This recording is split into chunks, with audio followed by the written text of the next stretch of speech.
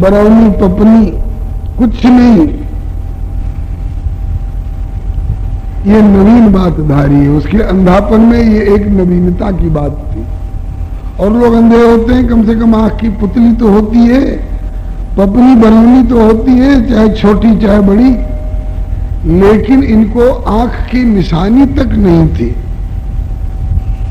उम्र बरस 5, जिस समय ये बालक 5 वर्ष की उम्र का था, उसी समय में मान के अकाल आंच, बहुत बड़ा भीषण अकाल पड़ा। एक समय गुजरात में भीषण परो अकाल, अन्न और जल की को कहे दुर्लभ पत्ते छाल। पत्ते और छाल तक दुर्लभ हो गए, अन्न और जल की कौन कहे। ऐसी हालत में पिता तो पहले ही दिवंगत हो चुके। ये नेत्रहीन बालक अपनी मां के साथ जहां तहां भटकता, कहीं कुछ उदर पोषण के लिए मिल जाए। बालक नेत्रहीन कहां कहां भटकेगा, मां साथ लेकर के घूम रही थी। वो बेचारी ब्राह्मणी अपने उस नेत्रहीन बालक को लेकर के एक जंगल में कुछ फल फूल खोजने को निकली थी। वो खोज कर लौट नहीं पाई, भूख और प्यास के कारण गिर करके और उसका प्राणांत हो गया। प्राणांत के समय में उसने प्रार्थना ईश्वर से की कि नाथ, मैंने सुना है कि जिसका कोई नहीं होता है उसके तुम होते हो अपने, जिसका कोई अपना नहीं होता है उसके तुम अपने होते हो। ये नेत्रहीन बालक अब इसका कोई अपना नहीं है। प्रभु इस बालक को संभालना, इस बालक को सहारा देना, ऐसा कह करके माता वन में छोड़ गई। विपत्ति बिचारी है। कोई कोई अर्थ करते हैं कि माता जीवित ही इनको वन में छोड़ गई, छोड़ के कहीं चली गई। लेकिन मां अपने बच्चे को भूख से तड़पते छोड़ करके जीवित और कहीं चली जाए, ये बात कम समीचीन सी लगती है। ज्यादा अर्थ बढ़िया यही लगता है कि माता वन में इनको छोड़कर और चली गई। चली गई माने दुनिया से विदा हो गई। बालक उसी वन में नेत्रहीन अवस्था में, पितृहीन पहले से था, नेत्रहीन पहले से था, अब मातृहीन हो गया और आश्रयहीन हो गया। था जंगल में। अब श्री प्रियादास जी कहते हैं कि माता वन में छोड़ गई, विपत्ति बिचारी है। इनकी विपत्ति पर विचार करिए, कितनी गहन विपत्ति है। माता नहीं, पिता नहीं, आंख नहीं, और वो भी जंगल में छोड़ गई मां। अरे किसी शहर में छोड़ती, गांव में छोड़ती तो चौराहे पर खड़े होकर के पल्ला फैला कर दे राम, दिला दे राम कुछ कहता बेचारा, तो जाने वाले 2 पैसा और 2 चुटकी चावल, और जैसे लोग सतवान के मेला में और खिचड़ी के मेला में सड़क के किनारे बैठे रहने वाले भिकमंगों को कुछ डालते जाते हैं, ऐसे कोई कुछ दे तो देता, लेकिन नहीं। माता वन में छोड़ गई, विपत्ति बिचारी है। माता वन में छोड़ गई। कहते हैं कि इस विपत्ति पर विचार करिए, ये क्या है, विपत्ति है कि संपत्ति है, ये कुअवसर है कि सुअवसर है। बोले लोक दृष्टि में तो विपत्ति है, कुअवसर है, लेकिन परमार्थ दृष्टि से विचारा जाए, मां से पूछा जाए, अगर जिंदा हो पूछा जाए कि मां बच्चे को छोड़ना ही था तो किसी गांव में छोड़ती, किसी शहर में छोड़ती, किसी चौराहे पर छोड़ती, तो उधर से गुजरने वाले लोगों को दया आती, बालक को 2 चुटकी कुछ दे देते तो गुजारा होता, जंगल में क्यों छोड़ी? मौली की माँ का उत्तर होगा, अथवा माँ की तरफ से उत्तर दिया जा रहा है कि गांव में छोड़ते तो मनुष्यों की ओर ताकता बेचारा, मनुष्यों को पुकारता, अरे भाई कोई मेरी मदद करो, बाबू भैया माता जी, यूं पुकारता। तो कहते हैं कि नर का भरोसा कमजोर है, और चौड़े में जंगल में छोड़ गई तो नारायण का भरोसा है, ऊपर वाले का भरोसा है। ये किसका बच्चा हल्ला कर रहा है भाई? बाहर में देखिए तो एक आदमी, बहुत जोर जोर की आवाज आ रही है। भगवत्सल भगवान की।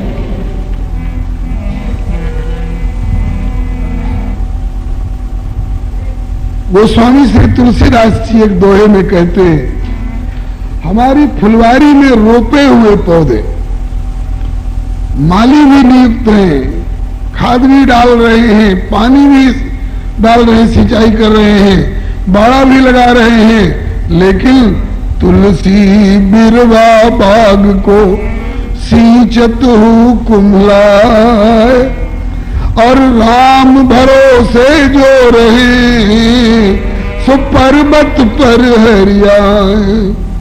ऊंचे ऊंचे पर्वतों पर जहां कोई पानी का सोता नहीं, जहां कोई पानी पटाने वाला नहीं, और उस वृक्ष के शिखर पर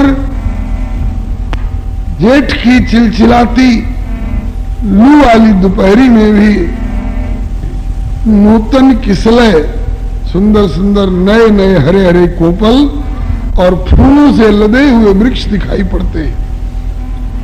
तो गोस्वामी जी यही इसमें से प्रेरणा लेकर के हमको बता रहे हैं कि मनुष्य का भरोसा रहता है वो सूख सकता है, और जिसे प्रभु का भरोसा रहता है वो जंगल में भी हरा भरा रहता है। श्री रहीम जी एक दोहे में कहते हैं कि गांव में और शहर में रहने वाले मनुष्य बीमार पड़ते हैं, उनके लिए अस्पताल खुले हुए होते हैं, दवा पर दवा का आविष्कार होता जाता है, और जैसे जैसे दवा का आविष्कार होता जाता है वैसे रोग भी जस जस सुरसा बदन बढ़ावा, तास दून कपि रूप दिखावा। मनुष्यों की कौन कहे, गांव और शहर में रहने वाले जानवर भी बीमार पड़ते हैं, और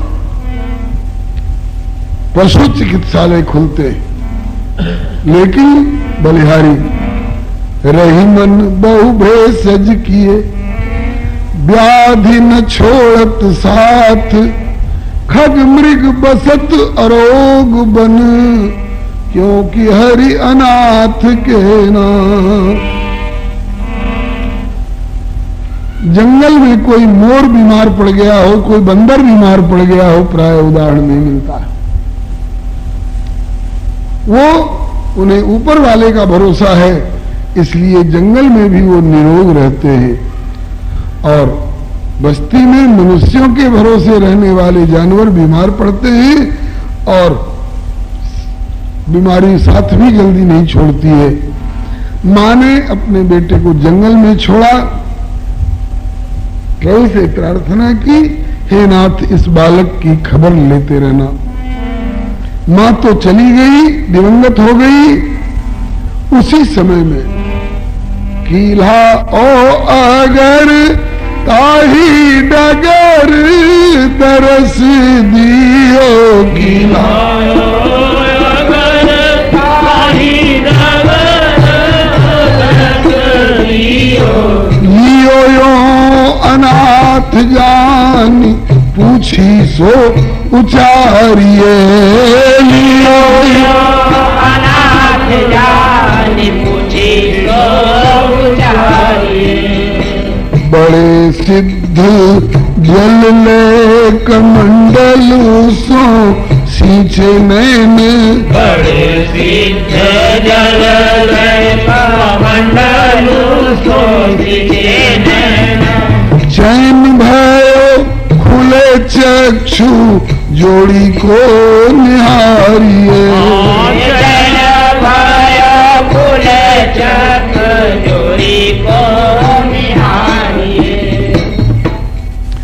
जंगल में जिस जगह यह नेत्रहीन, मातृहीन, पितृहीन, आश्रयहीन बालक था, उसी जगह पर दो संत आ गए। उसी जगह पर दो संत आ गए। एक का नाम श्री कील स्वामी और एक का नाम स्वामी श्री अग्रदास जी। कील स्वामी इनका नाम क्यों पड़ा एक दिन बता चुका हूं। बादशाह ने इनके माथे में लोहे की कील ठोकनी चाहिए, वो कील इनके माथे का स्पर्श पाते ही लोहे की कील गलकर पानी हो गई, बह गई। ऐसे सिद्ध थे। तो कील स्वामी और स्वामी अग्रदास जी, इन दोनों संतों ने वहां आकर दर्शन दिए। इसके पहले की थोड़ी सी कथा बताई जाती है। गुरुदेव कहा करते थे कि ये दोनों संत बड़े सिद्ध कोट के संत, श्री पयहारी जी के शिष्य, और चले जा रहे थे जंगल में। एक रास्ता जब तक था तब तक उस रास्ते पर सीधे चले, और एक ऐसी जगह आई जहां एक से दो रास्ते फूटे हुए थे। अब ये इस रास्ते से चले कि इस रास्ते से चले, ये सोच रहे थे। एक रास्ता पकड़कर चलने की बात आई मन में, उपक्रम किया, कदम बढ़ाया, तब तक आकाशवाणी हुई, महात्मा आप इस रास्ते से नहीं दूसरे रास्ते से निकले। उस रास्ते में आज आपको एक बड़ा ही अनोखा रतन मिलेगा। रतन महात्मा उस समय नहीं समझ पाए कैसा रतन मिलेगा। खैर आकाशवाणी हो रही है तो चलो उसी रास्ते से चलो। उस रास्ते से चले तो रास्ते में देखा कि एक 5 वर्ष का बालक, जिसको आंख नहीं है, आंख की निशानी तक नहीं है, और उसके इर्द गिर्द आसपास कोई नहीं है। तो कीला और अगर ताही डगर दरस दियो, लियो यो अनाथ जान पूछी सो उचारिए। नजदीक जा करके उन दोनों संतों ने उस बालक से पूछा, वत्स तुम कौन हो? पहला प्रश्न। दूसरा, कहां से आए हो? तीसरा प्रश्न, तुम्हारे साथ तुम्हारा सहायक रक्षक कौन है? तीनों का बालक ने बड़ा ही अलौकिक उत्तर दिया। तुम कौन हो? तो कहा कि किसका परिचय पूछ रहे हैं? बोले तुम्हारा। बोले यहां दो हैं, एक तो यह शरीर है, इसका परिचय है क्षितिजल पावक गगन समीरा पंच रचित यह अधम शरीरा। और दूसरा आत्मा, आत्मा का परिचय है ईश्वर अंश जीव अविनाशी चेतन अमल सहज सुखराश। ये परिचय दिया। कहां से आए हो? बोले तुम्हारा परिचय, तुम कौन हो? तो बोले जो आपका परिचय है वही मेरा भी परिचय है। शरीर जैसे आपका पंचभूत का बना है, ऐसे यह शरीर भी पंचभूत का बना है। और आत्मा जिस ईश्वर के अंश आप हो उसी ईश्वर का अंश में भी। ये उत्तर दिया। कहां से आए हो? बोले जहां से सब आए हैं वहीं से मैं भी आया हूं। ये उत्तर दिया बालक ने। 5 वर्ष के बच्चे ने इतना बढ़िया सदा हुआ आध्यात्मिक उत्तर दिया।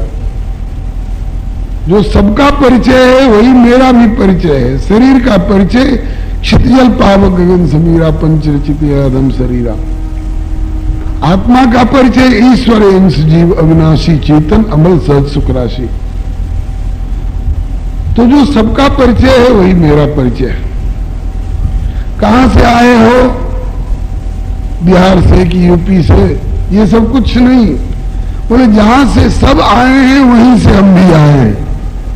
परमात्मा से निकलकर हम भी आए हैं, परमात्मा से निकलकर सारे जीव आए हैं। ममई वांसो जीव लोके जीव होता सनातन। तुम्हारे साथ तुम्हारा सहायक रक्षक कौन है? बोले कि जो सबके साथ रहकर सबकी रक्षा का विधान करता है वही सर्वेश्वर ही मेरे साथ भी रहकर मेरा भी रक्षक वही है। समझ गए महात्मा की यही रत्न है। इतनी कम उम्र में इतना बढ़िया आत्म अनात्म का भेद जानने वाला और इतना बढ़िया परिचय देने वाला ये बालक ही वह रत्न है जो आगे चलकर बड़ा कीमती महत्वपूर्ण साबित होगा, जीवों का कल्याण करेगा।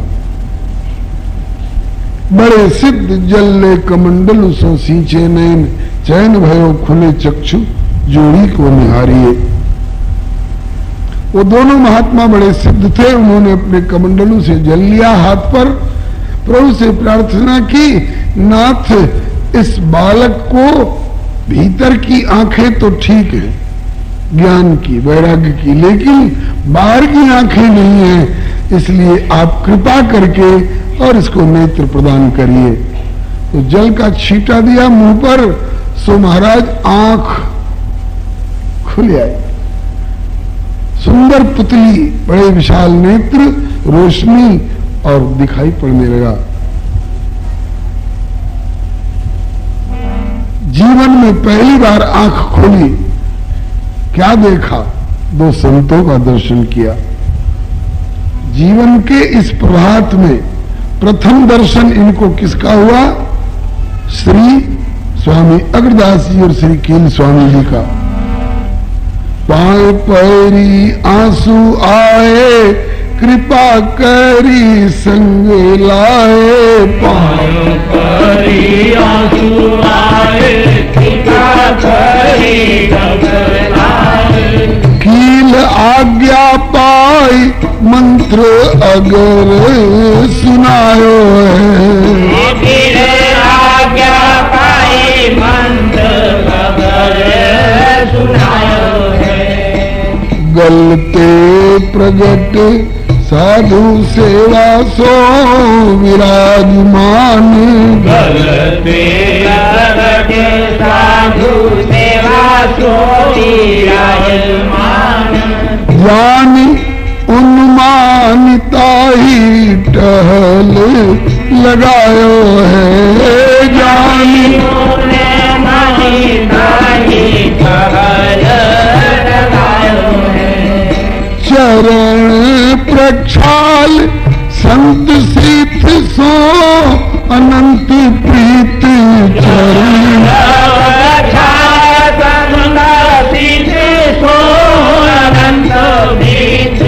ज्ञानी रसेरी तिताते हृदय रंग छायो है। ज्ञानी रसेरी तिताते हृदय रंग छायो है। भई बढ़वार ताको पावे कौन पारावार। भई बढ़वार ताको पावे कौन पारावार। जैसो भक्ति रूप सो अनूप गिरा गायो है। जैसो भक्ति रूप सो अनूप गिरा गायो है। पाए परी आंसू आए, कृपा करी संग लाए।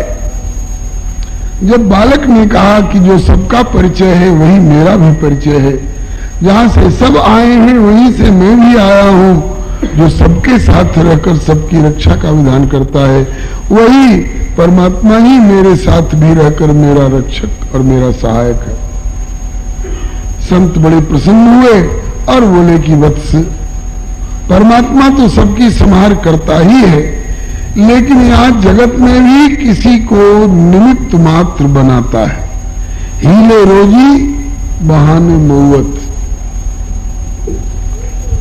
तो अगर तुम जरूरत समझो तो हम अपने आश्रम पर तुम्हें ले चलें। ठीक है महाराज जी, आश्रयहीन होकर इधर उधर घूमूंगा भटकूंगा उससे तो अच्छा हुआ ना, आप जैसे सिद्ध कुट के संत सद्गुरु प्राप्त हो गए, जिनने बाहर की आंखें भी प्रदान की। और चरणों में लगा रहूंगा तो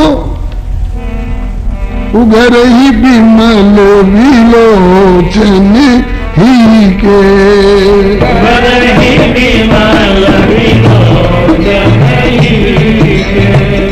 मिट ही दोष दुख भव रजनी के,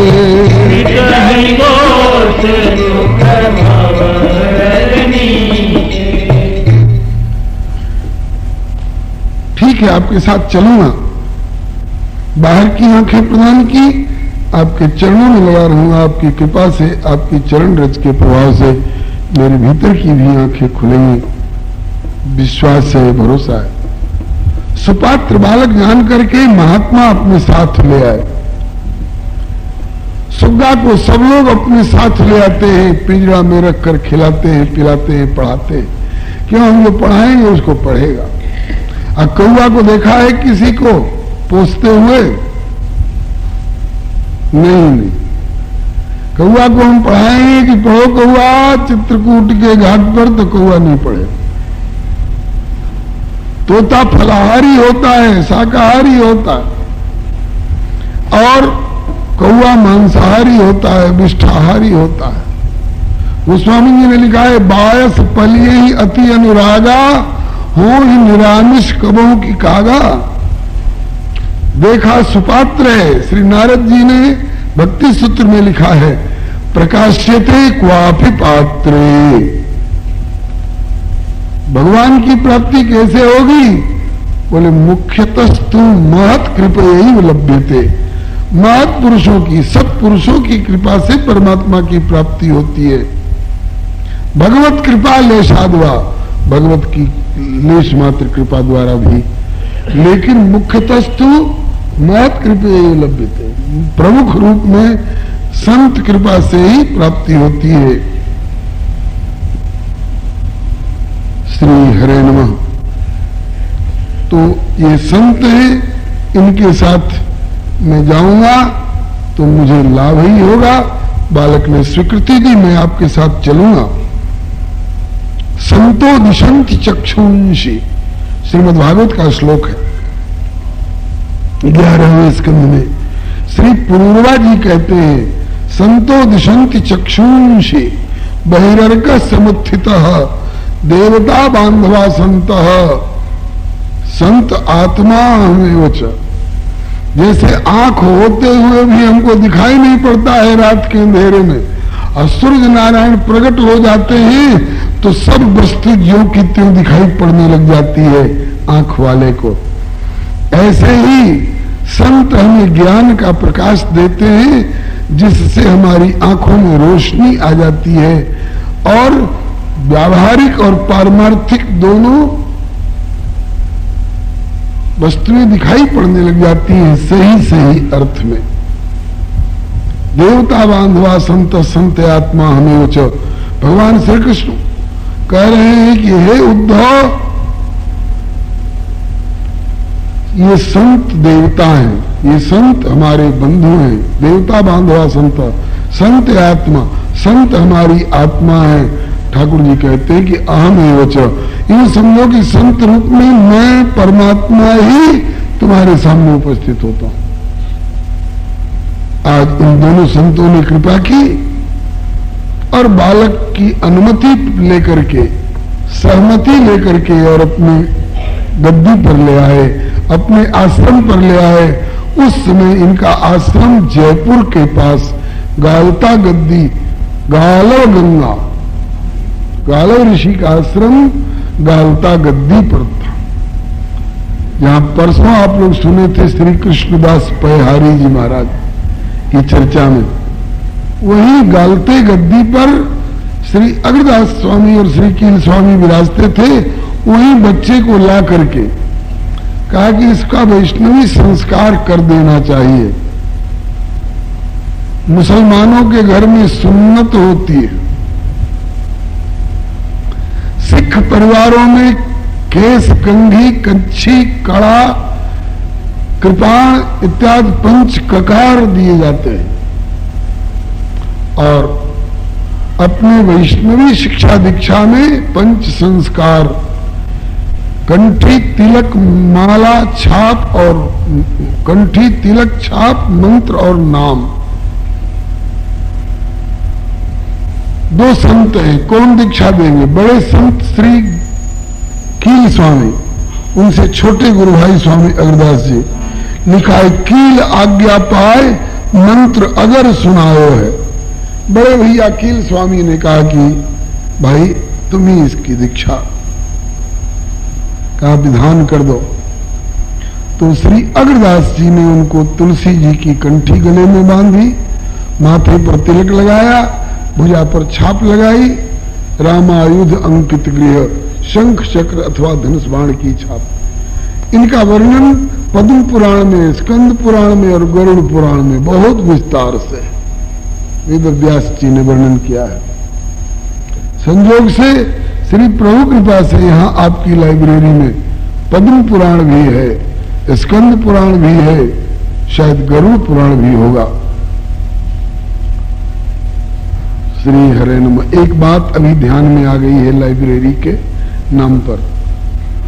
आज सिलाई वाले भाई, जिसका वर्णन पद्म पुराण में भी है, स्कंद पुराण में भी है, गरुड़ पुराण में भी है, ये सभी पुराण यहाँ प्राय सुलभ हैं, अस्त, और जो बाकी हैं वो भी आने वाले हैं। लाइब्रेरी से भी, पुस्तकालय से भी आप लोग अगर लाभान्वित होना चाहें, बहुत बढ़िया बढ़िया चरित्र, बहुत बढ़िया बढ़िया शिक्षाप्रद ग्रंथ हैं। नाम लिखा करके, इशू करा करके ले जाइए, पढ़ के लौटाइए, फिर दूसरा ले जाइए, फिर पढ़ के लौटाइए, आप लोग लाभान्वित होइए। आइए, श्री नाभास, श्री स्वामी अग्रदास जी और श्री कील स्वामी जी इस 5 वर्ष के बच्चे को नेत्र प्रदान करके और अपने आश्रम गालता गद्दी पर ले आए और कील आज्ञा पाए मंत्र अगर सुनायो है। स्वामी अग्रदास जी ने अपने बड़े गुरु भाई संत प्रवर श्री कील स्वामी जी की आज्ञा से दीक्षा दी, मंत्र सुनाया और गलते प्रगट साधु सेवा सो विराजमान। उस गालता गद्दी में साधु सेवा की बड़ी प्रधानता थी। जो भी साधु संत आवे उनकी सेवा होती थी। दत्तवन चाहिए दत्तवन लीजिए, भोजन चाहिए भोजन लीजिए, वस्त्र चाहिए वस्त्र लीजिए, 10 दिन रहना हो, महीना दिन रहना हो, साल भर, जीवन भर रही आपकी सेवा की जाएगी यथासंभव। तो वहां संतों की सेवा होती थी। गलते प्रगट साधु सेवा सो विराजमान, जान अनुमानता ही टहल लगाए है। इन दोनों संतों ने आज्ञा दी कि बेटा संतों की सेवा किया करो। संतों की सेवा करने से मत कीरति गति भूति भलाई, जब जे जतन जहां जे पाई, सो जानब सत्संग प्रभाव, लोकम वेग न आन उपाओ। संतों की सेवा किया कर। किसी के लिए दत्तवन ला करके दे, किसी को पानी दे, किसी को थकावट हो तो जरा उनका चरण दबा दे, गर्मी लग रही हो तो जरा पंखा हाँक दे, सिर दुख रहा हो तो जरा तेल मालिश कर दे। और भोजन के लिए वैसे तो अमनिया सामग्री सुच्ची भंडार से मिल सकती है, लेकिन अगर संतों के भोजन किए हुए, भोजन करने के बाद उसके पत्तल में, उनकी थाली में बचा हुआ प्रसाद अगर तू लिया करे तो बहुत जल्दी तुम्हें भगवत कृपा का अनुभव होगा। चरण प्रक्षाल, इनका चरण धो लिया करो, चरण धोकर चरणोदक पी लिया करो। और संत शीत सुवनंत प्रीत, शीत का मतलब उच्छिष्ट प्रसाद। संतों का उच्छिष्ट प्रसाद 2 तरह का होता है। एक तो उनकी थाली पत्तल वाला उच्छिष्ट प्रसाद, और दूसरा संत अपने मुख से जो सुंदर जिह्वा से उपदेश करते हैं वो भी उनकी जिह्वा से निकला हुआ उच्छिष्ट प्रसाद है। गुरुमुख उपदेश संत मुख उपदेश, यह भी उच्छिष्ट प्रसाद है। तो इनका सेवन किया कर तेरी बुद्धि जल्दी निर्मल हो जाएगी। बंगला भाषा में कहावत है कि भक्त पद रज और भक्त पद जल और भक्त भुक्त अवशिष्ट, यही 3 महाबल। आध्यात्मिक दिशा में जल्दी से जल्दी प्रभु की कृपा की अनुभूति दृढ़ता पूर्वक हो, इसके लिए संतों के चरण धो करके पिया करो, संतों के वचनामृत का पान किया करो, संतों के उच्छिष्ट प्रसाद को ग्रहण किया करो। जल्दी कृपा की अनुभूति होगी, दृढ़ता पूर्वक कृपा की अनुभूति होगी। बालक आज्ञाकारी था, होनहार था, सुसंस्कार संपन्न था, इसलिए बड़े प्रेम के साथ संतों की सेवा करने लगा। गुरु जी ने इसका नाम रखा नारायण दास। जैसे विष्णु के नाभि कमल से अज मन ब्रह्मा जी पैदा हुए हैं, कमल नाभ अज विष्णु के, क्यों अग्र नाभ नाभा भयो, अग्र नाभ नाभा भयो। ये श्री रसरंगमणि जी महाराज ने लिखा है। कमल नाभ अज विष्णु के, त्यों अग्र नाभ नाभा भयो। नाभा का एक अर्थ इनकी नाभि गंभीर बुद्धि को देख करके इनको नाभा कहा गया, और नाभा का दूसरा अर्थ ऐसा संसार में दूसरा नाभा, दूसरा नहीं हुआ ऐसा। नेत्रहीन होकर के भी और ऐसे नेत्र वाले हो गए कि घर बैठे, जयपुर में बैठे बैठे संसार भर के समस्त भक्तों का दर्शन किया। उनके चरित्र चाहे वो अतीत के हों चाहे वर्तमान के हों, दर्शन किया, और दर्शन करके और फिर उसको इस भक्तमाल रूपी ग्रंथ के रूप में हम लोगों के सामने प्रस्तुत कर दिया, हम लोगों के कल्याण के लिए। चरण प्रक्षाल संत सीत सो अनंत प्रीति, जानी रसरीति ताते हृदय रंग छायो है। हृदय में भक्ति का रंग छा गया, रस की रीति इन्होंने जान ली।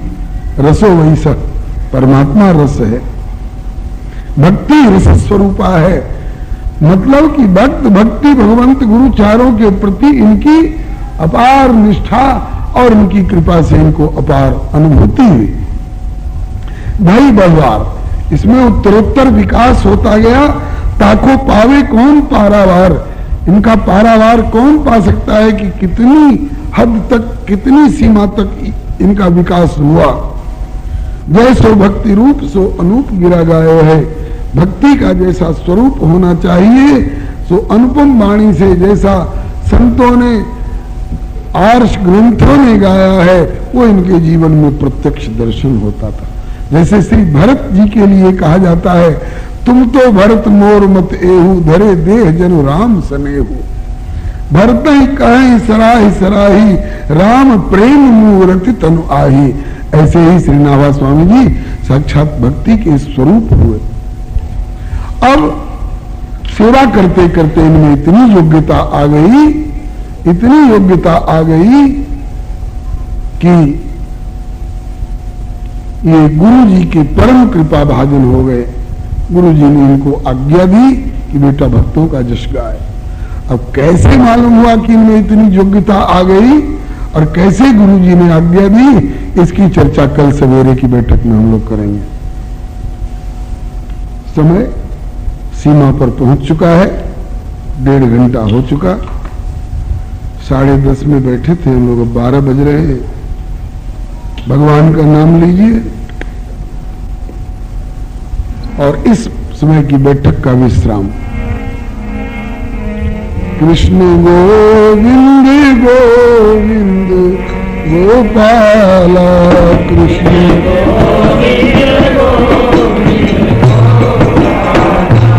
कृष्ण गोविंद गोविंद गोपाला।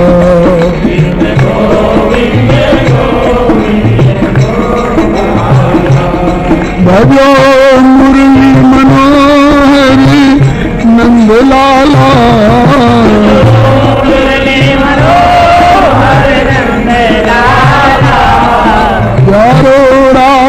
वल्लभ नंद लाला।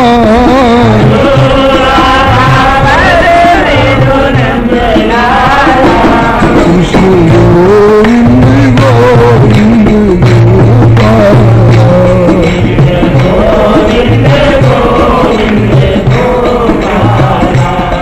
अच्युतम केशवम राम नारायणम। अच्युतम केशवम अच्युतम केशवम राम नारायणम। कृष्ण दामोदरम वासुदेवम हरिम। श्रीधरम माधवम गोपिका वल्लभम। श्रीधरम माधवम जानकी नायकम रामचंद्रम भजे। कृष्ण गोविंद गोविंद गोपाल।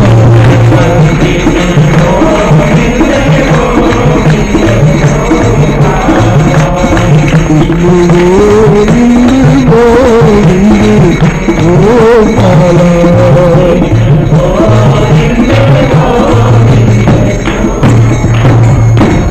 श्री गोपाल कृष्ण भगवान की जय।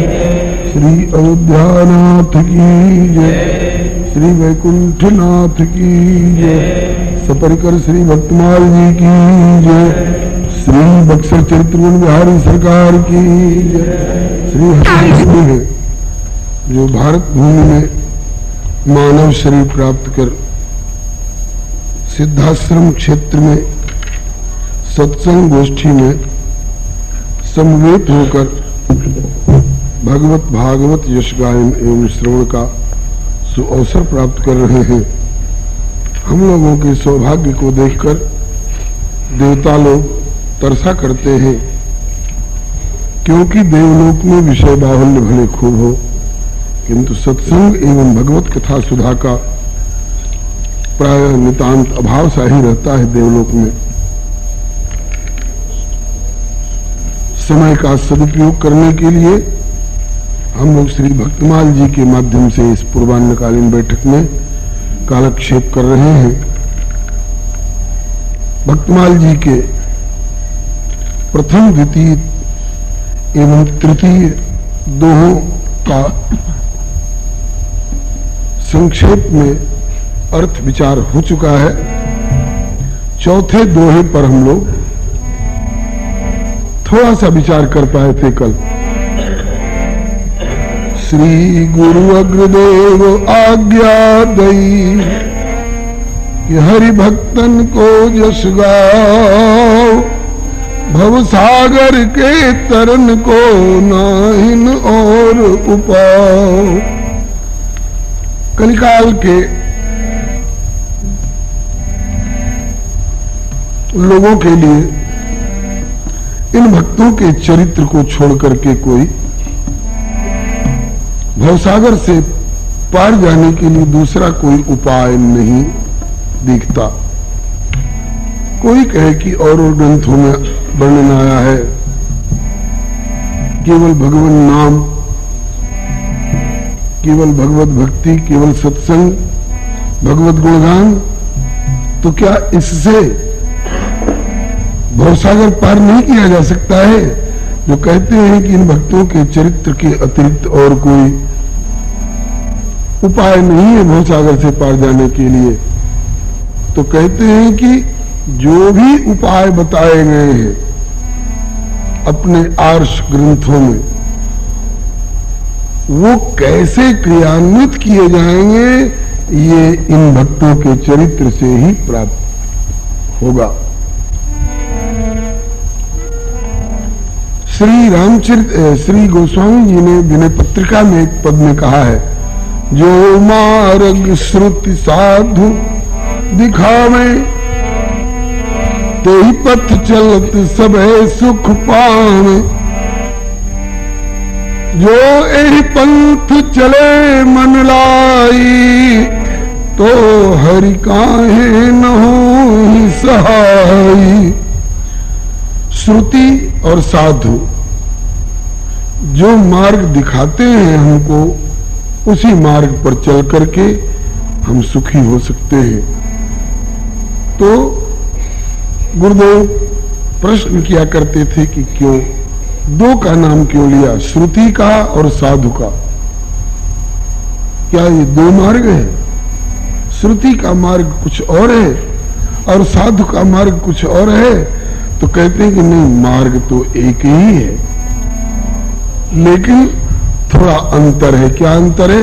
बोले श्रुति हमें वाचिक सिद्धांत देती है और संत उसी सिद्धांत का प्रैक्टिकल करके क्रियात्मक रूप अपने जीवन में उतार कर हमको दिखाते हैं।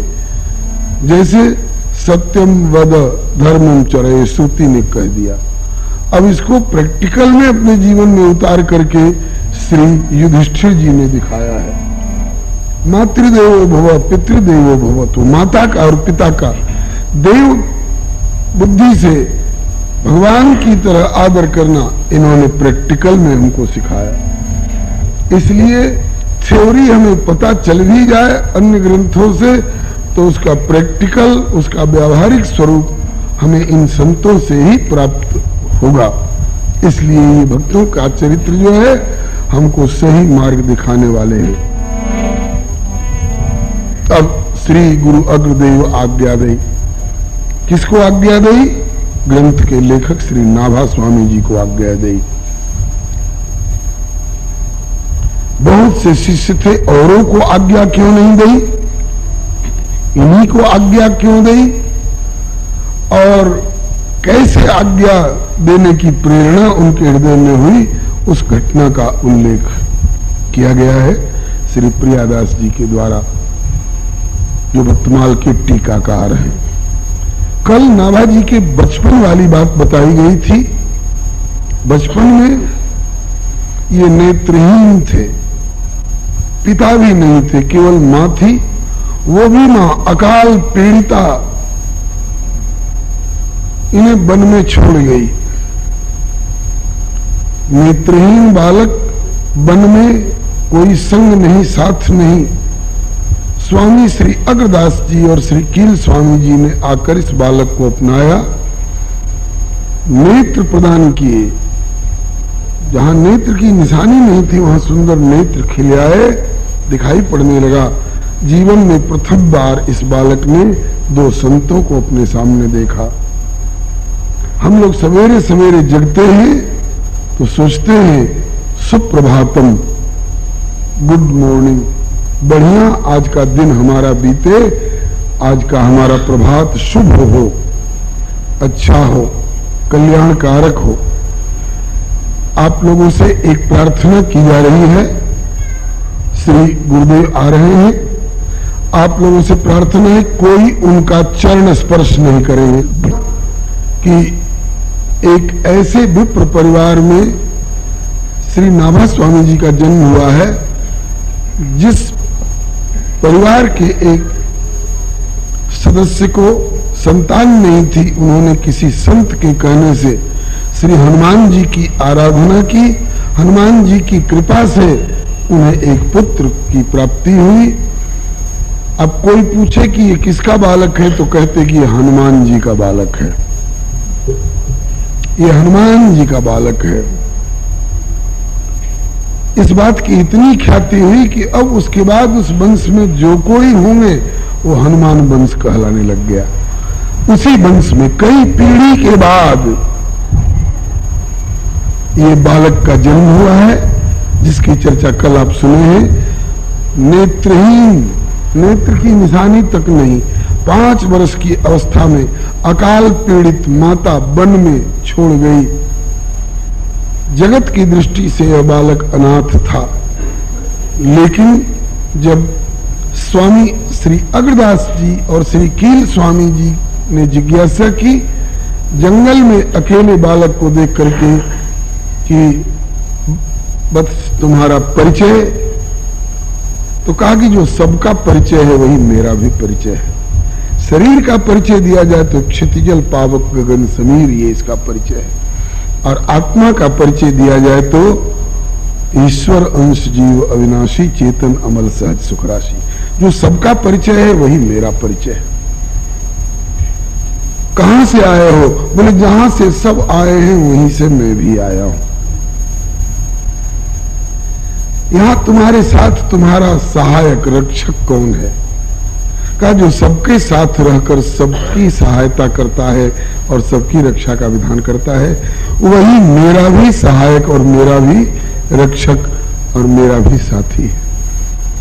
इतने नन्हे से 5 वर्षीय नेत्रहीन बालक के श्रीमुख से ऐसा दिव्य भव्य आध्यात्मिक परिचय पाकर के ये दोनों संत बड़े प्रभावित हुए। कहा कि ये बालक सुपात्र है, आगे चल करके यह कुछ प्राप्त कर सकेगा, और अथवा पहले से कुछ प्राप्त हो, अवतारी हो, भेजा हुआ आया हो, तो यह समाज को कुछ दे सकेगा।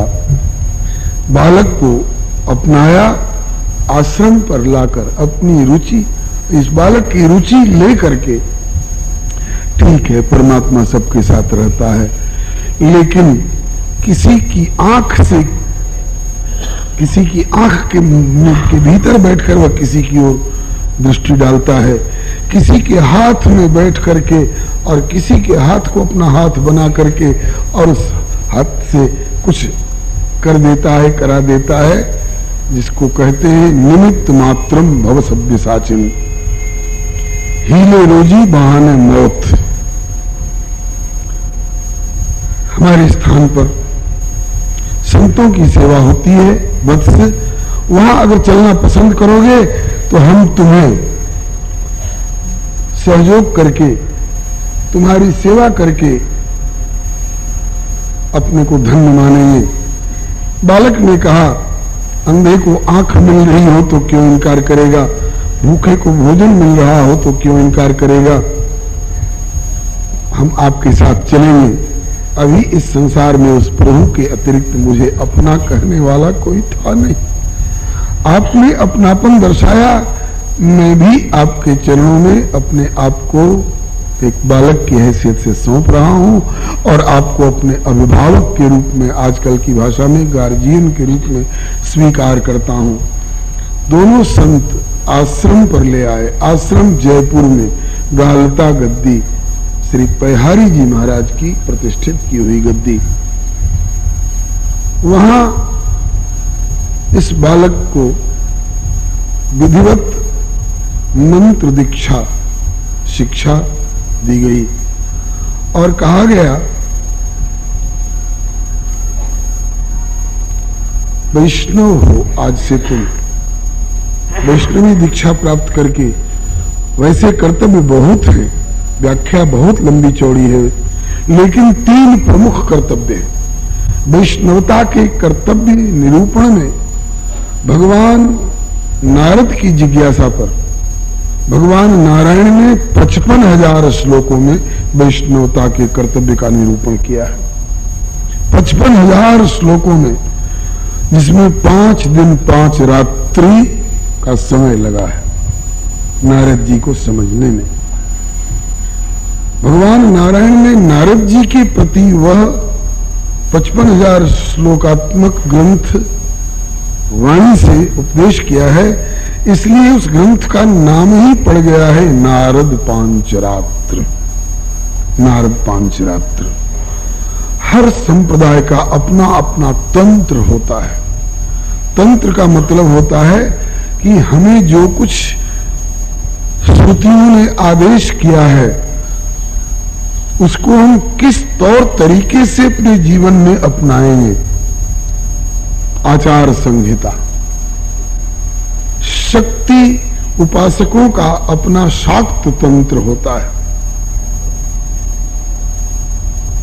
सुंदरी तंत्र। भगवान शंकर के उपासकों का रुद्र यामल तंत्र। ऐसे ही वैष्णव महानुभाव जितने हुए हैं अथवा होंगे, वो लोग इसी नारद पांचरात्र नाम के ग्रंथ से अपना सही मार्ग प्राप्त करते हैं। हमें जगना चाहिए तो जगते जगते क्या करना चाहिए? बोले कि पृथ्वी माता को प्रणाम करना चाहिए कि आप धरणी हो, जगदीश्वर की प्राण वल्लभा हो, इस रूप में हम बच्चों को आप गोद में धारण करने वाली हो। अब तक हम खाट पर थे, अब आपके ऊपर पांव धरने जा रहे हैं। माँ ये ढिठाई हो रही है मेरे द्वारा, मेरे इस अपराध को क्षमा करना। समुद्र वसने देवी पर्वतस्तन मंडले विष्णु पत्नी नमस्तुभ्यं पादस्पर्शम क्षमस्व में। उसके बाद धरती माता को प्रणाम करने के बाद फिर क्या करना चाहिए? बोले प्रातः काल उठ के रघुनाथा मात पिता गुरु नाम ही माता, माता पिता इत्यादि जो भी तुमसे बड़े घर में मिल जाए सामने, उन सबको प्रणाम करो। प्रणाम करने से तुम्हारी आयु, तुम्हारा यश, तुम्हारी शक्ति और तुम्हारा विवेक बढ़ेगा। अभिवादनशीलस्य नित्यम वृद्धोपसेविनाम चत्वारि तस्य वर्धन्ते आयुर्वित्तम यशोबलम। ये बढ़ते प्रणाम किया करो। उसके बाद प्रातःकालीन नित्य कृत्य, अब हमें स्नान करना है तो किधर मुख करके स्नान करना चाहिए, कैसे तरीके से स्नान करना चाहिए। शौच के लिए हम गए टट्टी निबटने के लिए तो किधर हमारा मुख होना चाहिए, और हाथ धोने के पहले हमें क्या क्या नहीं करना चाहिए, हाथ धोने की हमारी विधि क्या होनी चाहिए, ये सारी बातें वैष्णवता की आचार संहिता श्री नारदीय नारद पांचरात्र ये वैष्णवी तंत्र ग्रंथ है। श्री हरे नमः। तो उस तंत्र ग्रंथ में 55,000 श्लोक हैं। नारद जी ने सुन लिया बड़े धीरज के साथ, फिर प्रभु से कहा कि नाथ, मैं तो निठल्ला निकम्मा व्यक्ति हूं, कहीं जाने की जल्दी नहीं है कि फलाने कार्यालय में इतने बजे पहुंचना है, अथवा फलाना काम नहीं होगा तो हम दंड के भागी हो जाएंगे। हमें तो आपकी जैसी रुचि होती है, उसके अनुसार आपका जैसा संकेत होता है उसके अनुसार हम बरतते हैं। आज आपका संकेत रहा कि यहाँ बैठो और वैष्णवता का कर्तव्य मुझसे सुनो और औरों को भी सुना सुना करके समझाना। तो मेरे पास तो इतनी फुर्सत थी, 55,000 श्लोक सुन सका 5 दिन 5 रात्रि, और मेरी बुद्धि में इतनी क्षमता थी कि 55,000 श्लोकों को सुनने के बाद इसमें उनको अटा सका। लेकिन सरकार, धरती पर के लोगों के पास इतना दिन तक लगातार इतने श्लोक सुनने की फुर्सत कहाँ होगी? कदाचित फुर्सत निकाल भी लें तो 55,000 श्लोक एक बार सुन लें और वो सब दिमाग में अटे रहे कि समय समय पर आज इसका पालन करना है, इस समय इसका अनुसरण करना है, नहीं समझ पाएंगे। इसलिए मोटा मोटी तौर पर संक्षेप में सूत्रात्मक ढंग से बताइए कि अनपढ़ व्यक्ति भी 2 क्षण में समझ जाए कि आखिर वैष्णव का कर्तव्य क्या है। तो पूरे 55,000 श्लोकों का सार एक श्लोक में श्री नारायण भगवान ने बताया। वैष्णवानाम त्रिकर्माणि, 3 प्रमुख कर्तव्य, 3 ही प्रमुख कर्तव्य। अब इनके अवान्तर भेद, इनकी व्याख्या बहुत ज्यादा विस्तार पकड़ सकती है। समास में वैष्णवानाम त्रिकर्माणि कौन कौन? बोले पहला दया जीवेषु नारद, जीव मात्र के प्रति दया का भाव हो। इसी बात को वैष्णवता की परिभाषा करते हुए गुजरात प्रदेश के उद्धारक भक्त प्रवर नरसिंह मेहता जी कहते हैं, वैष्णव जन तो तेने कहिए ये पीर पराई जाने रे। वैष्णव जन को तेने कहिए पीर पराई जाने रे। वैष्णव जन को तेने कहिए जे पीर पराई जाने रे। वैष्णव जन को तेने कहिए जे पीर पराई जाने रे। पर दुखे उपकार करे तो मन अभिमान नाणे दुखे उपकार करे मन अभिमान आने पर दुख उपकार करे तोए मन अभिमान न आने पर दुख उपकार करे मन अभिमान आने। वैष्णवानाम त्रिकर्माणि प्रथम कर्तव्य दया जीवेषु नारद। हे नारद, जीव मात्र के प्रति दया का भाव बना रहे, किसी के प्रति क्रूरता न हो, किसी के प्रति कठोरता न हो, व्यवहार में, वाणी में, यहां तक कि मन में भी किसी के प्रति कठोरता न हो, दया का भाव सबके प्रति बना रहे। प्रथम इसका समर्थन श्री नरसिंह जी ने किया। वैष्णव जन तो तेने कही ये पीर पराई जाने रे। पीर माने दर्द, पीड़ा। इसी बात को श्री कबीरदास जी एक दोहे में कहते हैं, कबीर सोई पीर है। हम लोग साधु संत आचार्य अवतार इत्यादि कहते हैं और मुसलमान भाई लोग पीर पैगंबर फकीर इत्यादि शब्दों का प्रयोग करते हैं। तो कहते हैं कि वास्तविक में पीर कौन है? बोले कबीर सोई पीर है जो जाने पर पीर, जो पराई पीर को समझे, दूसरे के दर्द को महसूस करे। और नाम धरा लिया हो पीर, और कोई तड़प रहा हो, किसी के घर में आग लगी हुई हो और हम एक लोटा पानी लेकर के भी वहां आग बुझाने न जाएं, तो कहते हैं कि ऐसे पीरत्व पे धूल।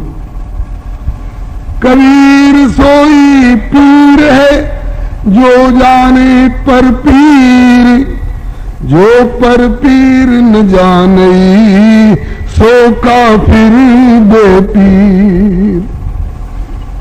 वो बेपीर है, नाम भले पीर हो। तो प्रथम कर्तव्य वैष्णवता का ध्यान रखिएगा, ये जीवन भर याद रखने वाली बात है।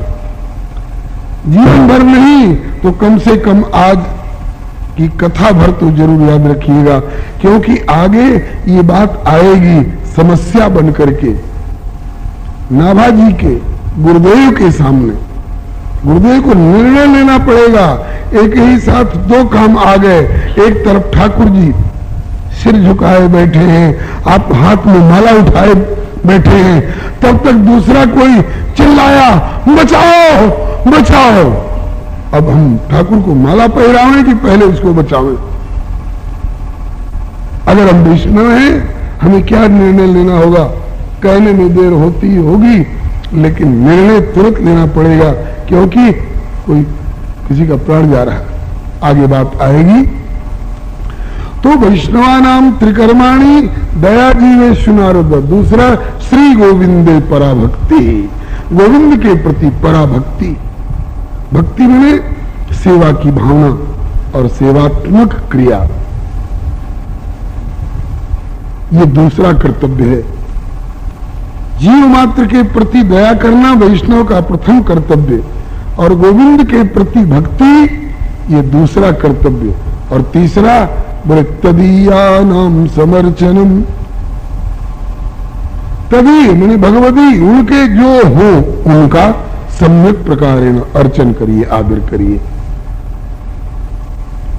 अब उनका कौन नहीं है बताइए? तो इसमें किसी जाति, किसी पार्टी, किसी वर्ग विशेष के प्रति अपेक्षा और किसी के प्रति उपेक्षा वाला भाव नहीं है। जैसे ठाकुर कहते हैं कि पुरुष नपुंसक नारी वा जीव चराचर कोई सर्वभाव हति कपट तजी मोहि परम प्रिय सोय। ऐसे ही तदीया नाम समर्चनम, सबकी सेवा करें। यदि संभव हो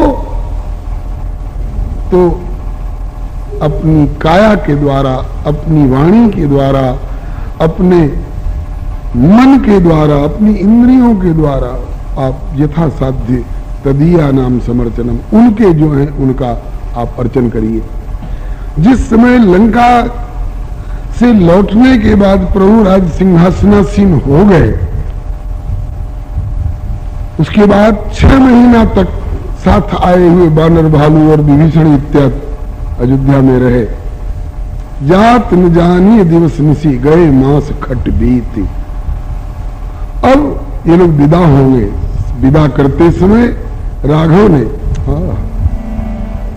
हर मानव के लिए, वैष्णव के लिए कहिए चाहे मानव के लिए कहिए, जो वैष्णवता की परिभाषा है वही मानवता की परिभाषा है, जो मानवता की परिभाषा है वही वैष्णवता की परिभाषा है। मानवता में और वैष्णवता में कोई अंतर नहीं है। राघव ने जो उनको विदा करते समय संकेत दिया है, संदेश दिया है, वही वैष्णवता है, वही मानवता है। अब गृह जाओ सखा सब, ए मेरे मित्रों घर जाओ। बाल बच्चे याद कर रहे होंगे। अब गृह जाओ सखा सब, वहां जाके हम क्या करेंगे प्रभु? बोले भजे हूं मोही, मेरा भजन करना। कैसे? बोले दृढ़ नेम लेकर के मुझे भजना। साथियों ने, बानरों ने, भालुओं ने, विभीषण ने कहा कि प्रभु आप यहां रहोगे, हम वहां आपकी सेवा क्या कर सकेंगे? बोले कि मुझे केवल अयोध्या में जो समझता है वह मुझे नहीं समझ पाया है, और जो केवल मुझे त्रेता में समझता है वो मुझे नहीं समझ पाया है। तब